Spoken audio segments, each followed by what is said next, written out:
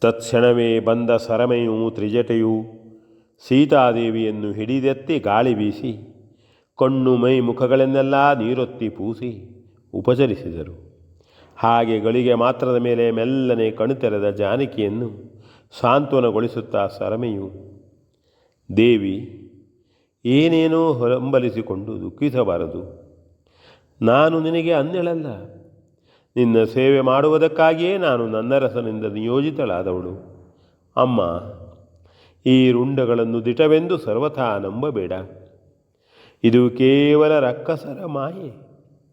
ಶ್ರೀರಾಮನು ದಾನವ ಧ್ವಂಸಿಯಲ್ಲವೇ?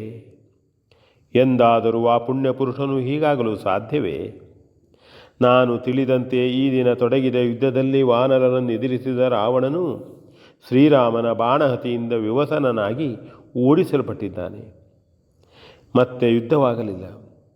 ಮಾಯಾವಿಗಳಾದ ಅರಸನ ಮಂತ್ರಿಗಳು ಆಪ್ತಾನುಚರರು ಕೂಡಿ ರಾತ್ರಿಯೇ ಮಂತ್ರಾಲೋಚನೆಯು ಗುಪ್ತವಾಗಿ ನಡೆದಿದೆ.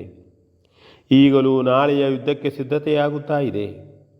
ಯಾವನೋ ಧೂರ್ತನು ದೇವಿಯವರ ಮನಸ್ಸನ್ನು ಈ ಮೂಲಕ ಕೆಡಿಸುವುದಕ್ಕಾಗಿ ಹಂಚಿಕೆ ಹಾಕಿ ಇದನ್ನು ರಾಜಾಜ್ಞೆಯಂತೆ ಕೈಗೊಂಡಿರಬೇಕು. ಅಲ್ಲದೆ ಶ್ರೀರಾಮಲಕ್ಷ್ಮಣರು ಸೋಲುವುದಿದೆಯೇ?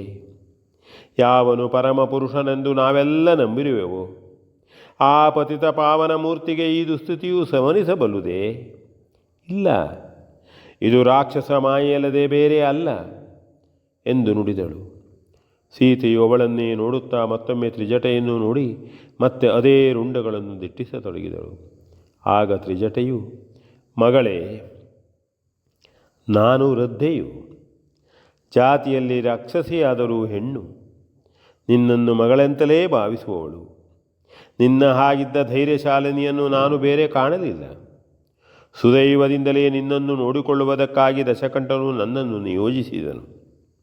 ಇವಳು ರಾವಣನ ತಮ್ಮನಾದ ವಿಭೀಷಣನ ಪತ್ನಿಯು.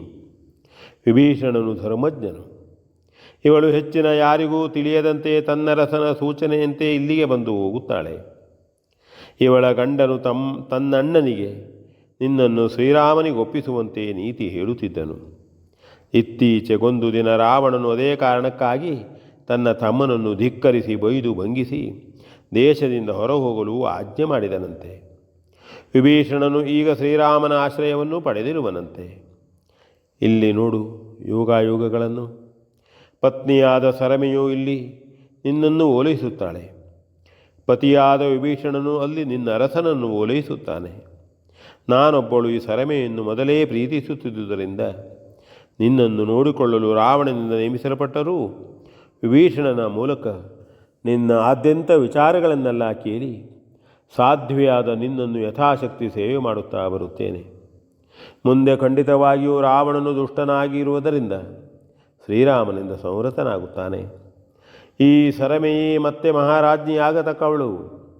ಈ ಗಂಡ ಹೆಂಡಿರು ಒಟ್ಟಾಗಿ, ಮಗಳೇ, ನಿನ್ನನ್ನು ನಿನ್ನ ಪತಿ ಸನ್ನಿಧಿಯಲ್ಲಿ ಒಪ್ಪಿಸುತ್ತಾರೆ. ನೀನು ಖಂಡಿತವಾಗಿಯೂ ಶ್ರೀರಾಮನನ್ನು ಸೇರುತ್ತೀಯೇ? ಯಾವ ಸಂದೇಹವೂ ಬೇಡ. ಮಾಯಕದ ಈ ತಲೆಬುರ್ರೆಗಳನ್ನು ಕಂಡು ಭಯಪಡಬೇಡ. ಇವು ನಿನ್ನಂಥವಳಿಂದ ಸ್ಪರ್ಶಿಸಲ್ಪಡಲು ಕೂಡ ಯೋಗ್ಯವಾದವುಗಳಲ್ಲ.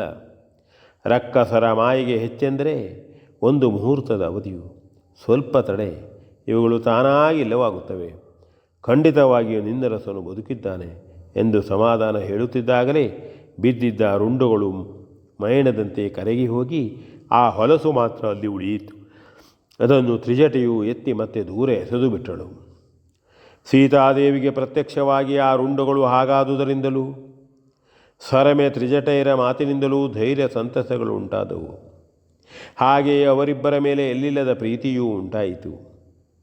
ಸರಮೆಯು ಶ್ರೀರಾಮನ ಆಶ್ರಯವನ್ನು ಪಡೆದು ಧರ್ಮಜ್ಞನಾದ ವಿಭೀಷಣನ ಪತ್ನಿ ಎಂಬುದನ್ನು ತಿಳಿದು ಅವಳಲ್ಲಿ ಆದರವೂ ಗೌರವವೂ ಉಂಟಾಯಿತು.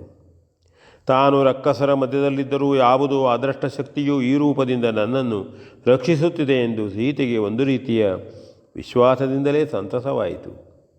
ಅಷ್ಟರಲ್ಲಿ ರಾವಣನಿಂದ ಅಜ್ಞಪ್ತರಾದ ಕೆಲವು ಸ್ತ್ರೀಯರು ಬಂದು ಕುಳಿತು ರಾವಣನ ಅಸಾಮಾನ್ಯ ವಿಕ್ರಮವನ್ನು, ವೈಭವವನ್ನು, ಹಾಗೆಯೇ ರಾಮನ ಮರಣವನ್ನು ಬಾಯಿಗೆ ಬಂದಂತೆಲ್ಲ ಹೇಳಿ ಧನುಜೇಶ್ವರನನ್ನು ಇನ್ನಾದರೂ ಸೇರುವುದು ಹಿತಕರವೆಂದು ಉಪದೇಶವಿತ್ತರು.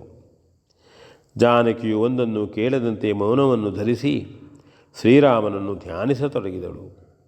ವೃಥಾ ಪರಿಶ್ರಮವಾಯಿತು ಅಷ್ಟೇ ಎಂದು ಹೇಳುತ್ತಾ ಆ ಸ್ತ್ರೀಯರೆಲ್ಲರೂ ಹಾಗೆಯೇ ಹಿಂದೆ ಹೋಗಿ ದಶಗ್ರೀವನಲ್ಲಿ ವಿಚಾರವನ್ನು ಭಿನ್ನಯಿಸಿಕೊಂಡರು. V N Bhagavat ಬರ್ಪಳ್ಳಿ.